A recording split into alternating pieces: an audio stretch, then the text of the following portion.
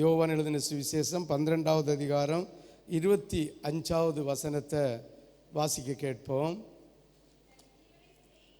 தன் ஜீவனை சிநேகிக்கிறவன் அதை இழந்து போவான்.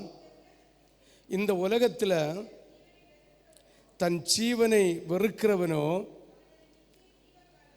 அவன் அதை நித்திய ஜீவ காலமாய் காத்து கொள்வான். ஹல்லேலூயா, ஹல்லேலூயா, ஹல்லேலூயா. உலகத்தில் இருக்கிற சூழ்நிலைகளை வெறுத்து உன்னதத்தில் இருக்கிற தேவனை தேடும்போது 2 ஆசீர்வாதம். அப்போ பரலோகத்தை நாம் தெரிந்தெடுத்தா பூலோகத்தில் இருக்கிற சகல வியாதியையும் சகல உபத்திரவத்தையும் தீர்த்து நம்மை ஆசீர்வதிக்கிற தேவனாய் இருக்கிறார். ஹல்லேலூயா.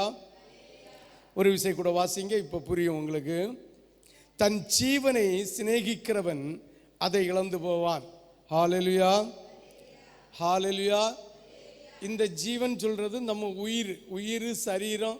இந்த உயிர் வாழ்வதற்கு உலகத்துக்குரிய சூழ்நிலைகளை நேசிக்கிறவன் ஒருவன், தன் ஜீவனை நேசிக்கிறவன் அதை இழந்து போவான். இந்த உலகத்தில் தன் ஜீவனை வெறுக்கிறவனோ, ஹல்லேலூயா, எனக்கு பரலோகம் போதும், செல்வம் வந்ததோ வரலையோ, பொருள் கிடைச்சோ கிடைக்கலையோ, ஆஸ்தி கிடைச்சோ கிடைக்கலையோ, எனக்கு பரலோகம் போதும் என்று வாஞ்சிக்கிறவர்கள் தம் ஜீவனை என்ன செய்வாங்களாம்? பாதுகாத்து கொள்வார்களாம்.